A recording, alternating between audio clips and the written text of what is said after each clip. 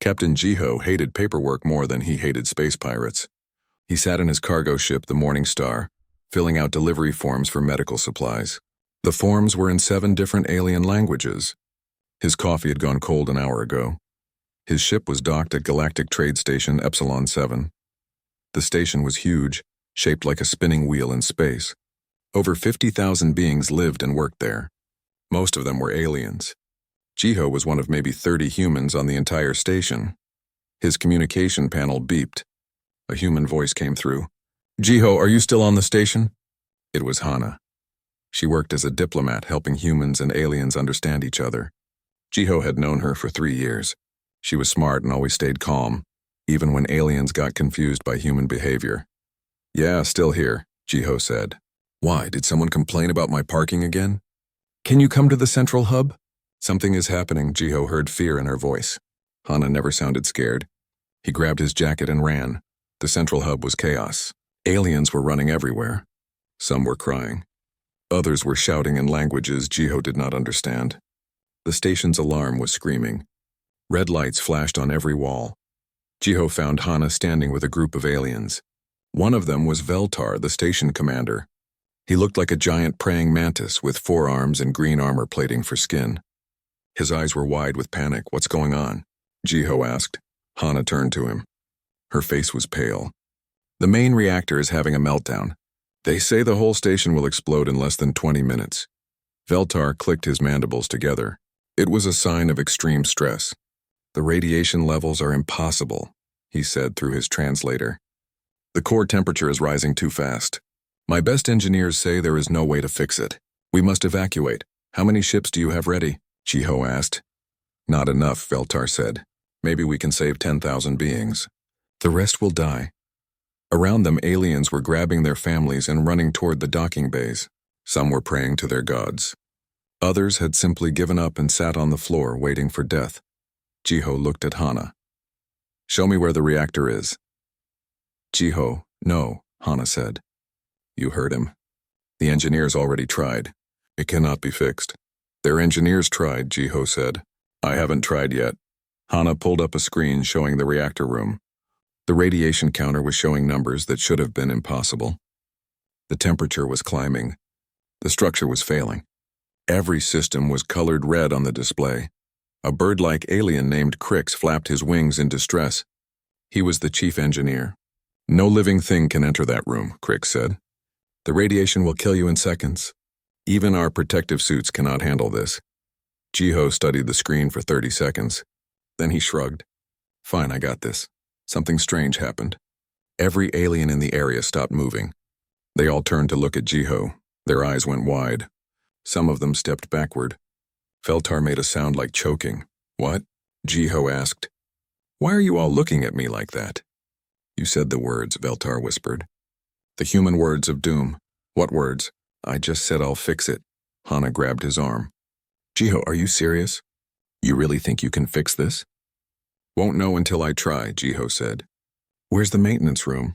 Crix pointed with one wing. His feathers were standing up straight. "Down that hallway. But you need equipment." "You need... Just show me where the tools are." 5 minutes later, Jiho stood outside the reactor room door. He wore a standard maintenance suit. It was not designed for this level of radiation. In his hands, he carried a basic toolkit and 3 rolls of reinforced tape. Veltar watched from a safe distance. "This is insane," he said. "He will die in there." "Probably," Hana agreed. But she had seen humans do impossible things before. She pulled up her communication device. "Jiho, how long do we have?" "Timer says 14 minutes, Jiho's voice came back. "That's plenty of time. For what?" "To fix it and maybe improve the efficiency while I'm here." The door slid open. Heat and radiation poured out. The sensors screamed warnings. Jiho walked inside. The door closed behind him. For 12 minutes, nobody spoke. The aliens stared at the closed door. Some of them had started praying again, but this time they prayed for the crazy human instead of themselves. Hana watched the radiation counter. It should have killed Jiho in the first 30 seconds. But the counter was starting to drop. Slowly at first, then faster. "What is he doing in there?" Veltar asked. "I don't know," Hana admitted. "Humans are good at fixing things, but this is impossible to fix. We have a different definition of impossible. At the 13-minute mark, the reactor temperature started falling. The pressure levels stabilized. The alerts began turning from red to yellow. At 14 minutes, the door opened. Jiho walked out. His suit was burned in several places. His hair was standing up from static electricity. He had a black smudge on his face, but he was smiling. "Done," he said. "Your reactor was designed really badly, by the way. I rewired the cooling system and patched 17 leaks. The efficiency is up by about 20% now. You're welcome." Veltar stared at him. How are you alive?" "I held my breath during the bad parts," Jiho said. He was not joking. Crix flew forward and checked the reactor readings. His beak dropped open. "This is impossible. The reactor is not just stable. It is running better than it ever has." "How did you do this?" Jiho held up the tape. "Mostly this. Your cooling pipes had cracks. I taped them. Then I redirected some of the power flow using wire from the backup systems. Basic stuff, really. Basic."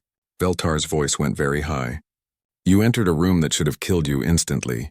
You fixed a problem that our greatest engineer said could not be fixed. You did it in 12 minutes with tape and wire. And you call this basic?" "Well, yeah," Jiho said. "I mean, it wasn't that hard. The design was just overcomplicated. You aliens always over-engineer things." News of the incident spread across the galaxy faster than light-speed communication. Within hours, every major news network was showing footage of the human who fixed the impossible. A famous xenopsychologist appeared on galactic television. "We need to study this," she said. When the human said, "Fine, I got this," every alien present felt instinctive fear. This phrase must have deep meaning in human culture. Another expert disagreed. It is not the phrase itself. It is the casual way they say it. Humans face certain death with the same emotion we use to choose breakfast. Back on the station, Jiho was trying to leave, but Veltar had declared him a station hero. The aliens wanted to give him medals and money and free docking rights forever. "I just fixed your reactor," Jiho protested. "It wasn't a big deal." "Not a big deal?" Veltar could not believe it. "You saved 50,000 lives." "Well, yeah, but I was already here. It would have been rude to just leave." Hana finally helped Jiho escape to his ship. As they walked to the docking bay, she asked him something that had been bothering her. "Jiho, did you really know you could fix it? Or were you just hoping?" Jiho thought about it. "Honestly, I had no idea if it would work. But someone had to try, right? Might as well be me. That doesn't make sense.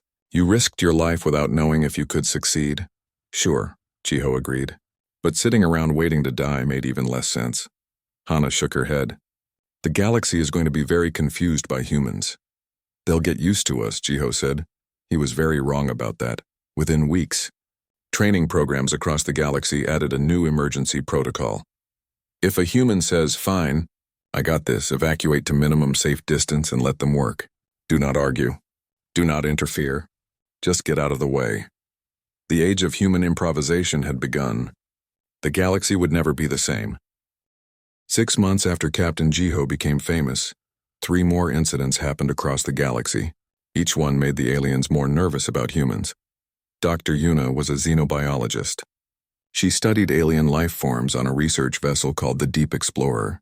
Her crew was mixed, 3 humans and 12 aliens from different species. They had been mapping unknown space for 2 years. The ship's sensors detected something massive. "Very massive. What is that?"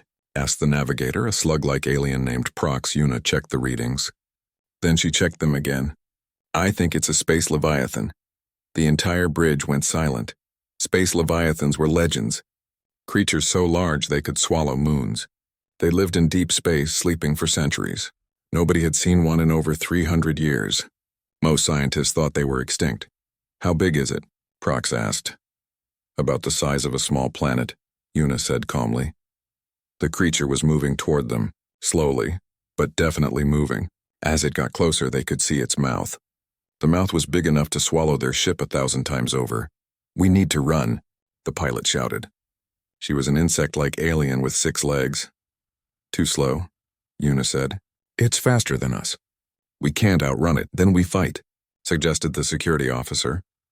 "Our weapons would be like shooting it with a toothpick," Yuna explained. "It wouldn't even notice." The Leviathan opened its mouth. Space itself seemed to bend as it created suction. The Deep Explorer was pulled forward despite the engines going at full reverse power. "We're being swallowed," Prox screamed. The ship tumbled into the creature's mouth. Darkness surrounded them. The hull groaned under pressure. They were inside a space leviathan.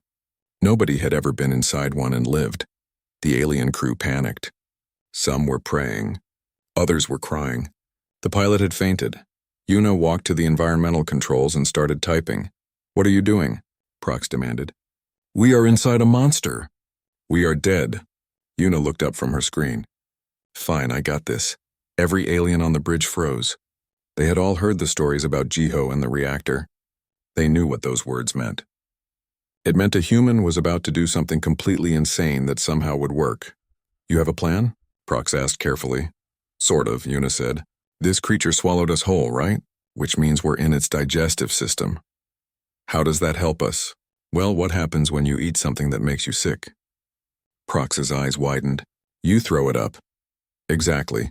Una started collecting every chemical they had on the ship. Cleaning supplies, medical waste, the coffee maker's old grounds, anything that might be toxic or irritating. She loaded everything into the waste disposal system. "This is your plan?" the security officer asked. "Give it indigestion?" "It's a living creature," Una said. "Living creatures don't like poison in their stomach. We just need to be annoying enough." She dumped everything into the waste system and then vented it outside the ship. Toxic sludge poured into the Leviathan's digestive tract. For 5 minutes, nothing happened. The aliens started to lose hope again. Then the ship lurched hard. "It's working," Una shouted. "Hold on to something!" The Leviathan's whole body convulsed. The ship was thrown around like a toy. Then suddenly they were moving backward very fast. The creature was spitting them out. They shot out of the Leviathan's mouth and tumbled through space. The pilot woke up just in time to steady the ship. Behind them, the Leviathan made a sound like a whale having the worst day of its life. Then it swam away as fast as possible. "We survived," Prox whispered. "We were eaten by a space Leviathan and we survived." "Not just survived," Una said, checking her sensors. "I got some amazing bio readings from inside. This data is going to make my career." The story reached every science station in the galaxy by the next day. At the same time, on a mining colony called Dust Haven, engineer Doyen was having a bad day. The mining company wanted to dig deeper for valuable minerals. Doyen warned them they were drilling too close to ancient ruins. The company said the ruins were just rocks and to keep drilling. Doyen had been right to worry. The drill broke through into an underground chamber. Inside was a war machine from an ancient civilization. It had been sleeping for 10,000 years. The drilling woke it up. The machine stood 300 feet tall.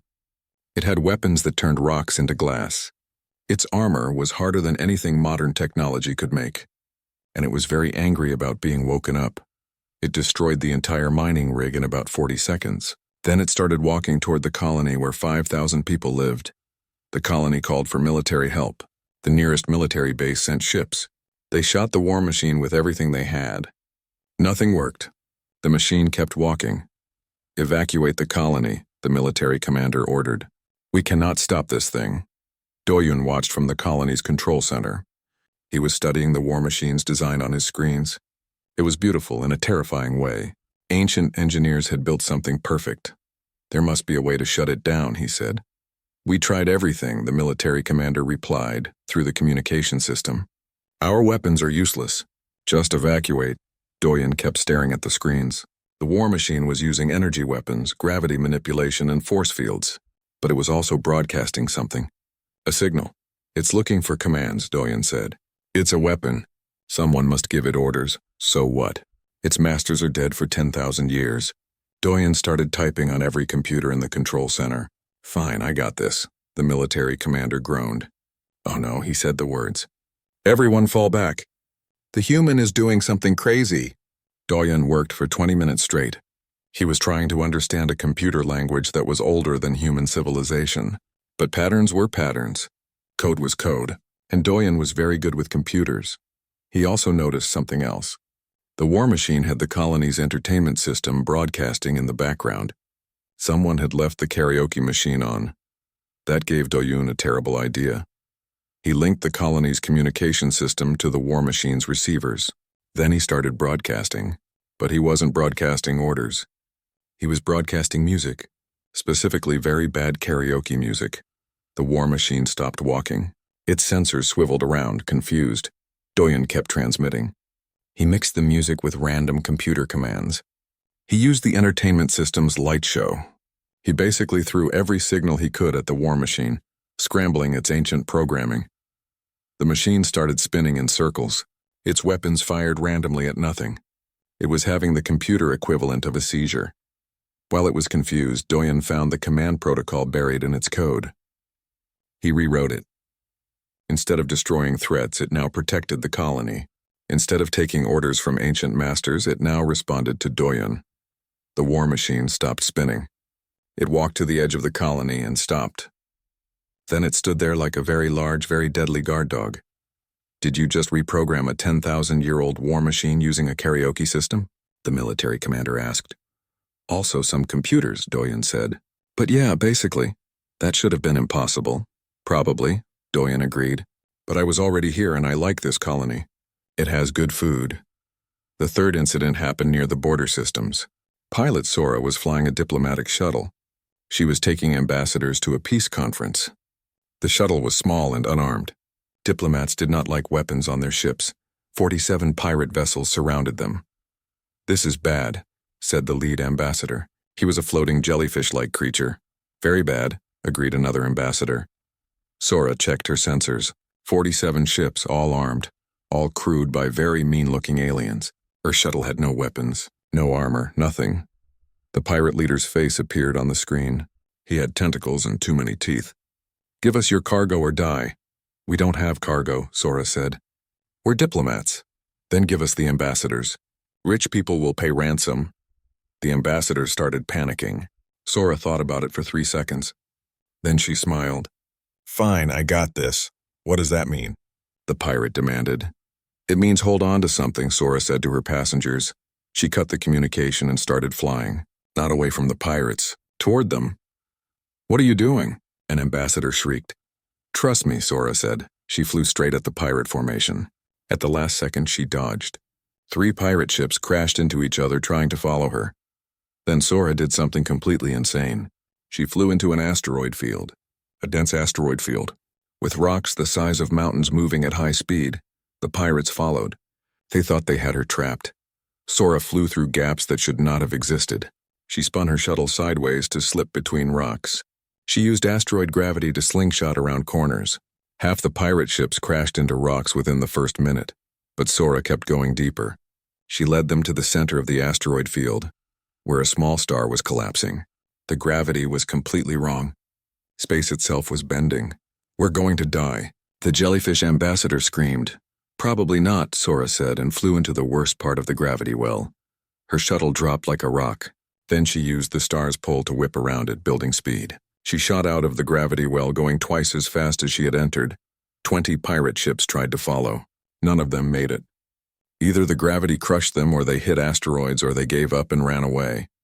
Sora flew out of the asteroid field with her shuttle rattling but intact. The Galactic Council Chamber was the most important building in known space.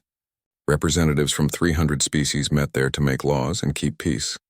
The chamber was beautiful, with floating platforms for each species and technology that translated every language instantly. Today, the chamber was packed. Everyone wanted to hear about the human problem. Ambassador Hana stood on the human platform. She felt very small. Around her were aliens of every shape and size. Some were giants, others were tiny. Some looked like animals from Earth. Others looked like nothing Earth had ever produced. The council leader spoke first. Her name was Minix Quillian. She looked like a living crystal that changed colors when she talked.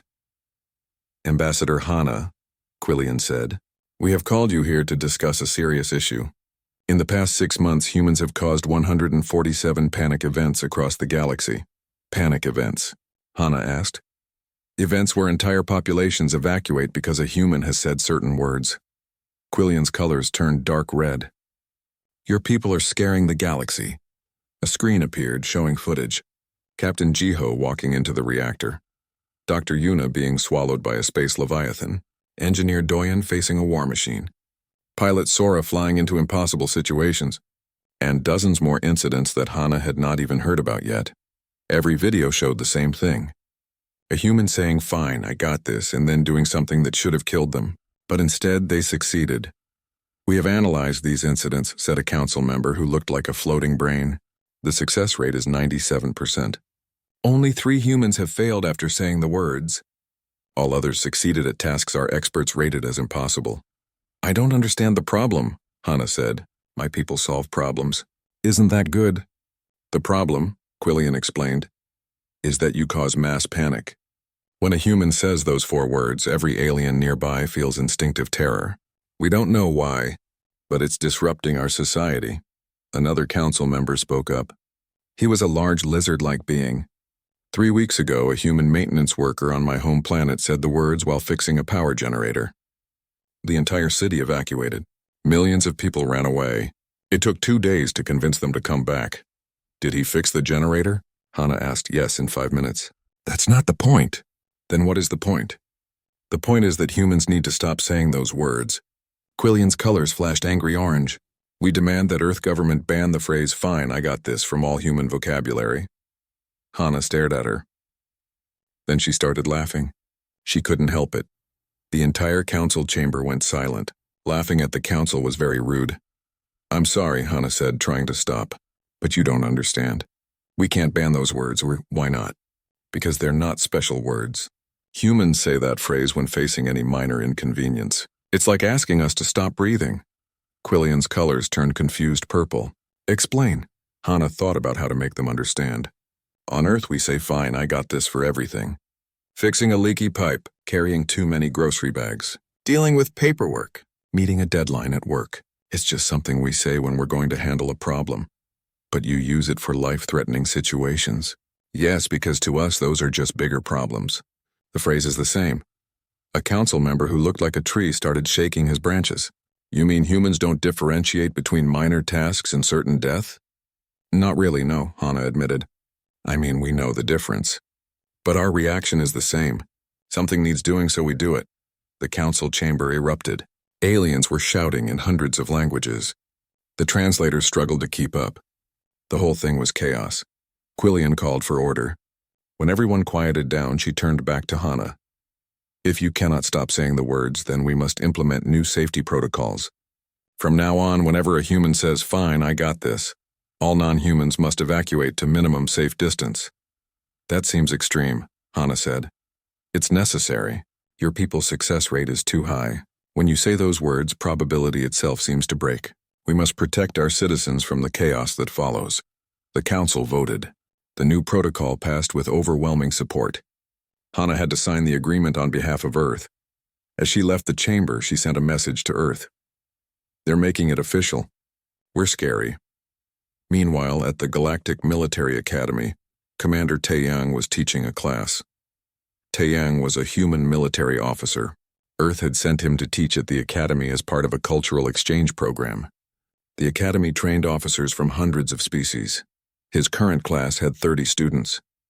They were learning problem-solving under pressure. Today's exercise, Taeyang announced, is called the no-win scenario. The students looked nervous. They had heard about human teaching methods.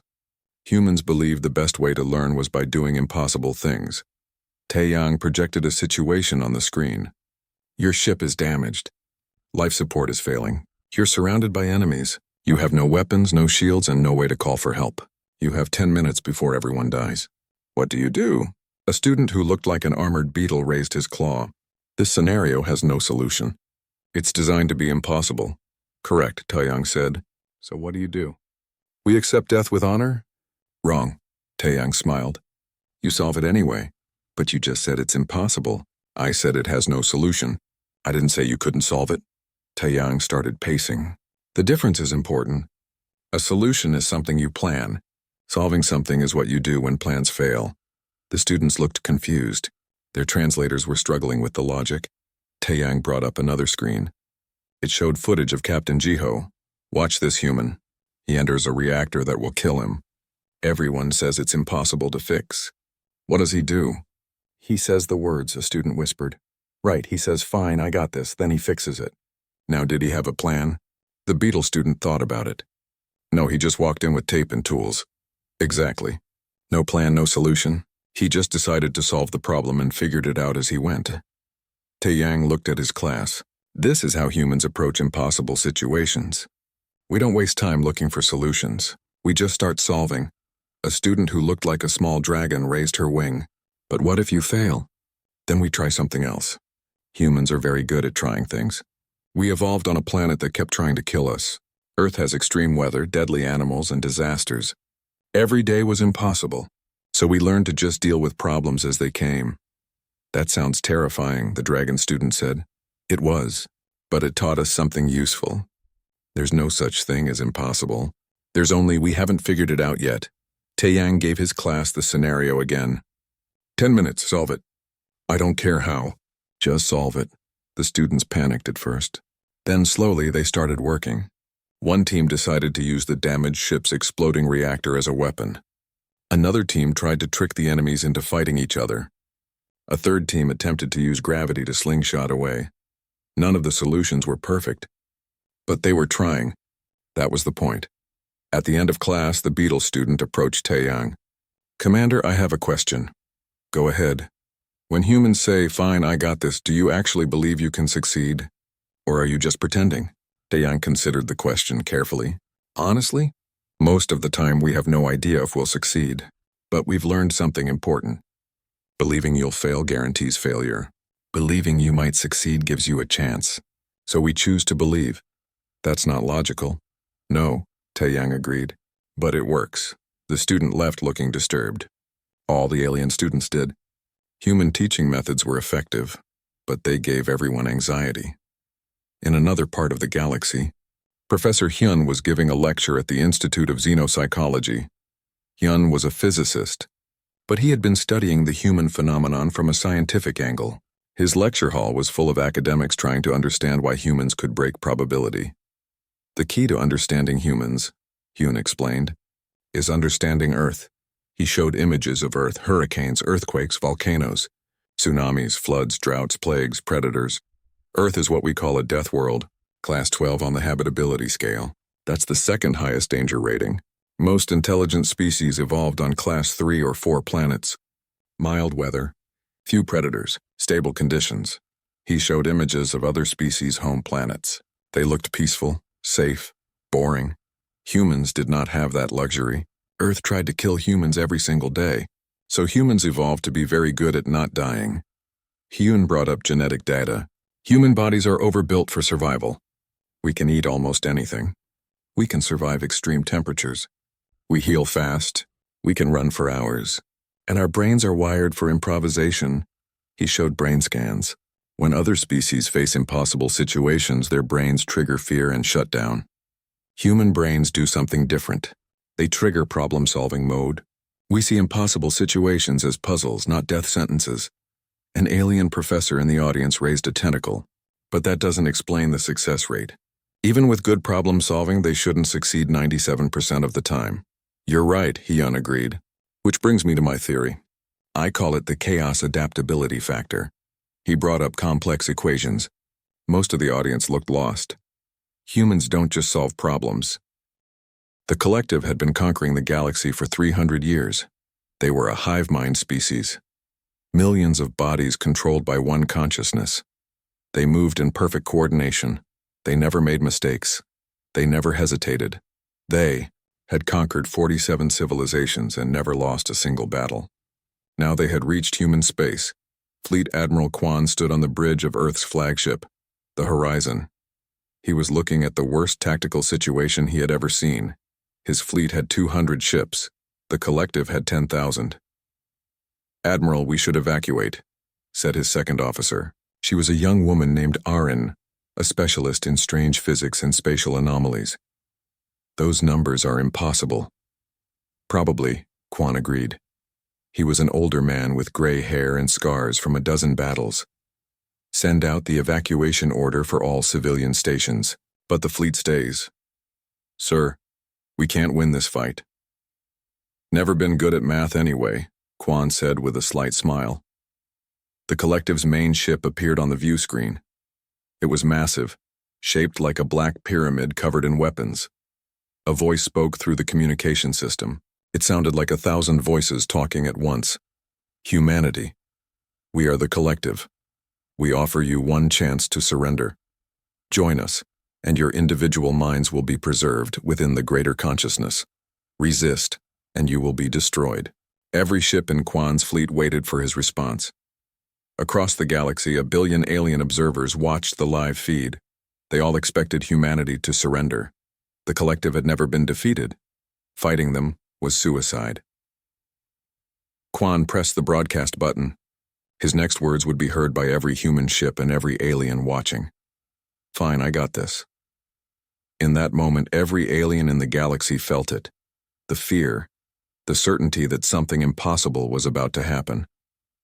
On 300 worlds, aliens stopped what they were doing to watch. Emergency evacuation orders went out across border systems. Everyone knew what those 4 words meant.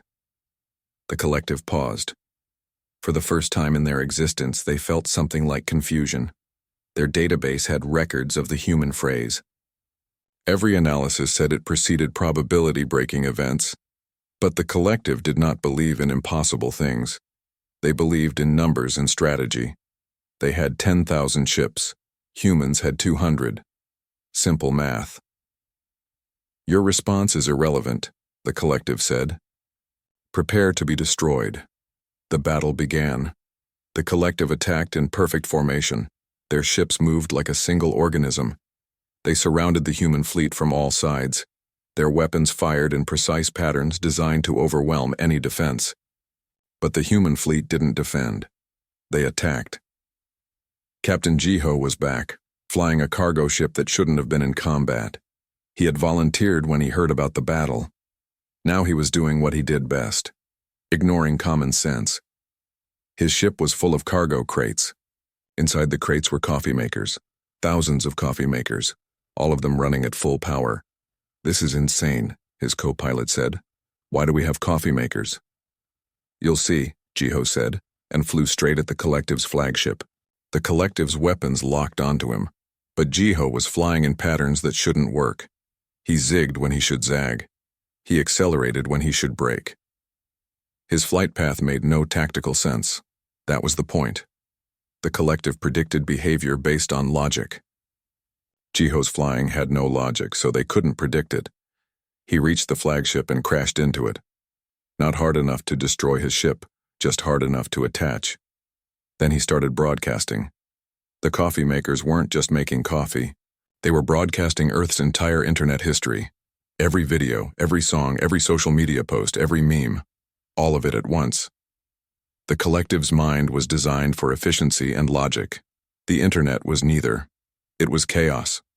Random, contradictory, impossible to process logically. Millions of collective minds tried to analyze the data. They couldn't. The information was too random, too human. It caused errors in their thinking. Small errors at first, but growing. While the collective flagship was confused, Dr. Yuna was approaching in a science vessel. She had also volunteered. Her ship carried something special, a modified virus. Yuna had spent years studying hive minds. She understood how they worked. Everything connected. One consciousness in many bodies. Beautiful but fragile. Because if you could affect the consciousness, you affected everything. Her virus was designed specifically for the collective. It didn't kill. It did something worse. It made each collective body aware of itself as an individual. She released the virus into space near the collective fleet. The virus was airborne and spread quickly. Within minutes, millions of collective bodies were infected. Suddenly, the collective was millions of individuals. Each body could think for itself, feel for itself, question for itself. Existential crisis on a massive scale. What am I? 1,000 collective soldiers asked at once. Why do I exist? Asked 1,000 more. Is there meaning to life? Asked the rest. The collective fleet stopped moving. They were having a philosophical breakdown. While this was happening, Specialist Erin was doing something with physics that was technically illegal. She was opening controlled rifts in space-time. Erin was brilliant, but crazy. She had spent her career studying ways to break reality. The military usually stopped her experiments. But today, Admiral Kwan had told her to do whatever she wanted. She created a time rift. It was small and controlled. It made a bubble in space where time moved differently. She aimed it at the collective fleet. Every ship in the bubble jumped forward in time by 3 minutes, just 3 minutes. Not enough to matter, right? Wrong. The collective relied on perfect coordination. They moved together in real time. But now, part of their fleet was 3 minutes ahead. They were trying to react to things that hadn't happened yet. Erin kept making rifts.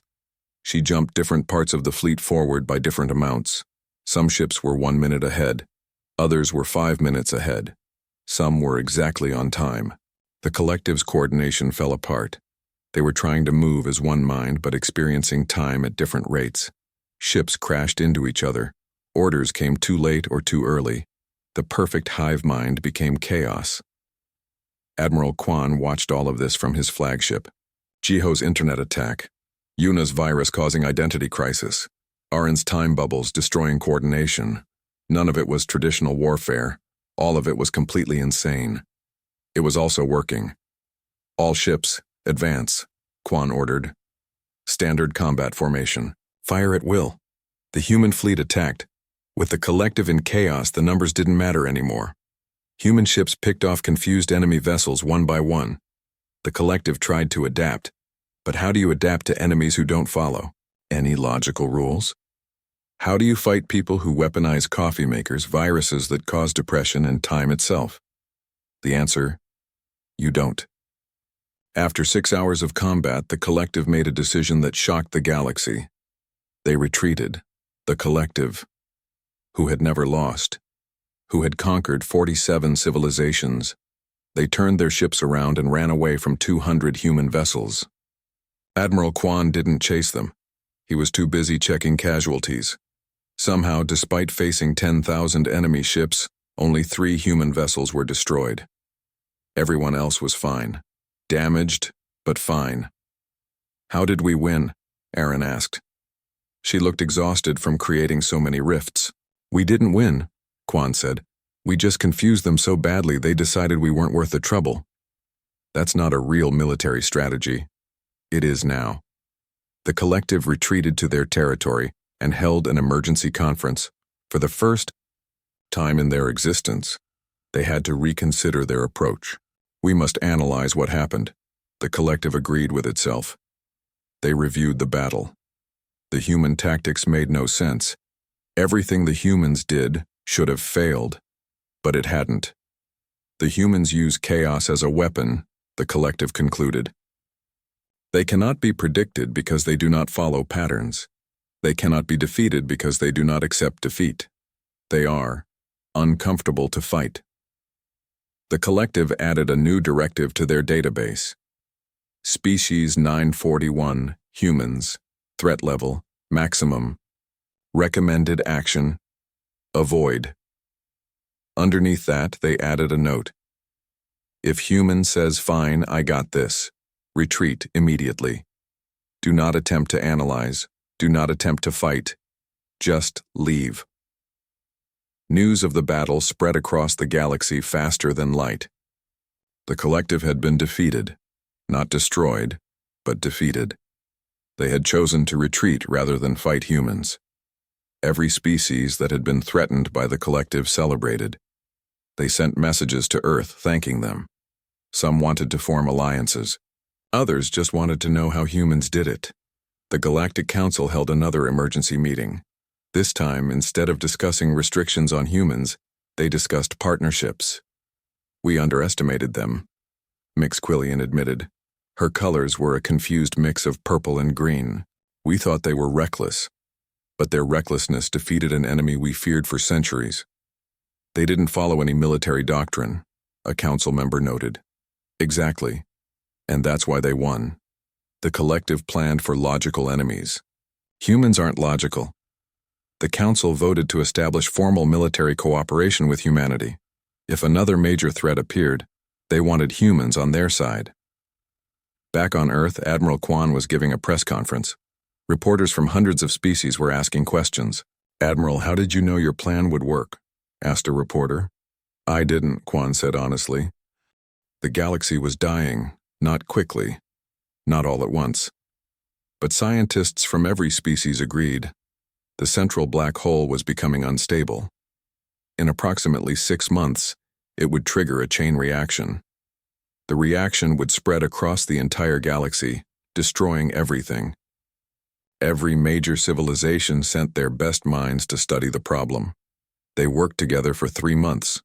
The conclusion was the same from everyone. Nothing could be done. The forces involved are too massive, explained the galaxy's chief scientist, a floating brain named Tom Krar. We would need to manipulate gravity on a galactic scale. No species has that technology. Even working together, we cannot generate enough power. Memax. Quillian stood before the Galactic Council. Her colors were dark gray, the shade of grief. Then we must prepare. We have 3 months to evacuate as many people as possible to other galaxies. How many can we save? Someone asked. Maybe 1% of the population. Perhaps less. The number was impossible to comprehend. Trillions would die. Entire civilizations would end. Thousands of years of culture and history would be erased. The galaxy began to panic. Ships fled in all directions, trying to reach other galaxies. But space was vast. Most would not make it in time. Riots broke out on hundreds of worlds. Some species chose to spend their final months in peace. Others descended into chaos. Earth received the news like everyone else, but humans responded differently. Captain Minho was in charge of Earth's deep space volunteers. He was young for a captain, but he had a gift for organizing people. When he heard about the crisis, he started making calls. His first call was to Admiral Quan. Admiral, what's Earth's official response? Same as everyone else. Evacuate who we can, accept what we can't change. Quan sounded tired. I'm too old to run, Minho. I'll stay with my ship. What if we didn't accept it? Didn't accept the galaxy ending? How do you not accept that? The same way we never accept anything impossible. Minho pulled up data on his screen. I've been reading the scientific reports. The problem is power, right? We need to stabilize the black hole's magnetic field, but we can't generate enough energy. That's correct. The power requirements are beyond anything we can produce. What if we used Earth itself as a power source? Quan was quiet for a moment. Explain. Minho shared his calculations. Earth has a powerful magnetic field. What if we amplified it? Used every human ship and station as relay nodes? Created a network that could transmit Earth's magnetic energy to the galactic core? That's completely insane. Probably. But is it impossible? Quan looked at the numbers. The plan was crazy. It would require every human vessel in space. It would drain Earth's magnetic field dangerously low. The timing would have to be perfect across light years of distance. 1,000 things could go wrong, but the alternative was certain death. I'll make some calls, Quan said. Get your network ready. Minho's second call was to Captain Jiho. I need someone who's good at making impossible things work. You called the right person, Jiho said. What do you need? Can you help me link 5,000 ships into a single energy network? The network has to be stable enough to channel Earth's magnetic field across the galaxy without exploding. Jiho whistled. That's a new one. Sure, I'll help. When do we start? Now. His third call was to Dr. Yuna. I need a xenobiologist who understands strange phenomena. I study space leviathans and alien viruses, Yuna said. How strange are we talking? We're going to try to stabilize a black hole using Earth's magnetic field. Oh, that kind of strange. Count me in. Minho called everyone. Engineer Doyen to help with the technical systems. Pilot Sora to coordinate the ships. Specialist Arin to handle the physics. Commander Taiyang to organize the military vessels. Professor Hyun to run the calculations. Ambassador Hana to coordinate with alien observers. Every human with a ship or a station volunteered. Civilian pilots, military crews, scientists, even tourists who happened to be in space. Within 2 weeks, Minho had 5,000 vessels ready to form a network. The Galactic Council watched in confusion. "What are the humans doing?" Quillian asked. Ambassador Hana explained the plan. The council chamber fell silent. "This is impossible," Tomkar said. "The power requirements alone." "We know," Hana interrupted. "We read your reports, but we're going to try anyway. You'll kill yourselves. Earth's magnetic field could collapse. Every ship in your network could explode from the energy overload. The whole plan could fail and leave you dead for nothing." "Maybe," Hana agreed. "But if we don't try, we're dead anyway. At least this way we die trying to save everyone. Not just yourselves. Everyone. You're trying to save the entire galaxy." "Of course. Why would we only save ourselves?" Quillian's color shifted to something the translators couldn't identify. "Humans continue to confuse us, but thank you for trying." "Don't thank us yet," Hana said. "We might blow up the galaxy faster." The aliens didn't know if she was joking. Over the next month, Minho's network took shape. Every human ship moved into position. They formed a web across space, each vessel exactly placed to relay energy to the next. Captain Jiho worked for weeks straight, designing the relay systems. "This is the most complicated thing I've ever built," he admitted to Minho. "There's a 70% chance the whole network explodes. What about the other 30%? 50-50 between working perfectly and something completely unexpected happening. I'll take those odds." Dr. Yuna studied the black hole's behavior. "It's destabilizing faster than predicted. We have maybe 3 weeks left." Specialist Aaron designed the method to transmit magnetic energy across light years. "I'm breaking 17 laws of physics with this," she said happily. "Maybe 20. I stopped counting." Professor Heian ran simulations. "The good news is your plan could work. The bad news is the timing has to be perfect down to the nanosecond. One ship out of sync and the whole thing fails." "How do we sync 5,000 ships across that distance?" Minho asked. "Very carefully. Commander Taeyang organized the military vessels. They would form the core of the network, handling the most dangerous power loads." "My pilots are ready," he told Minho. "They know the risks. They're staying anyway." Pilot Sora was coordinating civilian ships. "Everyone wants to help," she reported. "We have more volunteers than positions. People are arguing about who gets to risk their lives." Engineer Doyen was on Earth, preparing the planet's magnetic field for massive power draw. "This is going to hurt," he warned. "Earth's going to have electromagnetic storms for years after this, if it survives." "It'll survive," Minho said with confidence he didn't entirely feel. Finally the day came. Every human vessel was in position. Earth was ready. The calculations were complete. They had one shot. Minho opened a channel to all human ships. 5,000 crews listened. Behind them, billions of aliens watched the live feed. "Everyone knows the plan," Minho said. "This is going to be rough. The energy we're channeling could destroy our ships. The timing has to be perfect. And even if we do everything right, it might not work." He paused. Around the galaxy, humans waited. They were scared, but they weren't leaving. "But I figure we didn't come all this way to give up now. So here's what we're going to do. On my mark, every ship activates their relay systems. We channel Earth's field through the network. We aim everything at the galactic core, and we stabilize that black hole. And if it doesn't work," someone asked, "then at least we tried." Minho looked at the galaxy map, showing the dying core. "Ready?" 5,000 human voices answered at once, from Admiral Kwan on his flagship to Jiho in his cargo ship, from Dr. Yuna's science vessel to Pilot Sora's shuttle, from military commanders to civilian volunteers. They all said the same thing. "Fine, we got this." The phrase echoed across every communication channel. Billions of aliens heard it simultaneously. The fear was instantaneous and galaxy-wide. On 300 worlds, aliens stopped and looked up at the sky. They knew what was coming. Something impossible was about to become possible. "Activate the network," Minho ordered. 5,000 ships powered up their relay systems at the exact same moment. The synchronization was perfect. The network came alive. Earth's magnetic field surged. The planet's northern lights exploded across the entire sky. Every continent saw them. Blue and green and purple waves of energy reached toward space. The energy hit the first relay ships. They glowed like small stars as power poured through them. Then they transmitted it to the next layer, and the next, and the next.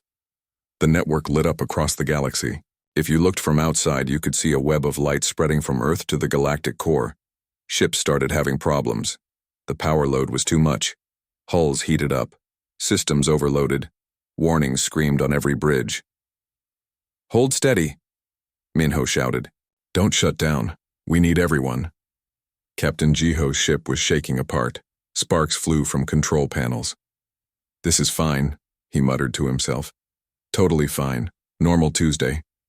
Dr. Yuna's science vessel was surrounded by electrical arcs. "Hull temperature critical," her co-pilot yelled. "I know. Keep going." Specialist Aaron's ship was literally bending space around it. "Physics is screaming at me," she reported calmly. "I'm ignoring it." Pilot Sora was flying through what looked like a lightning storm made of pure energy. "This is actually kind of beautiful," she noted. Engineer Doyun, watching from Earth, saw the planet's magnetic field drop to dangerous levels.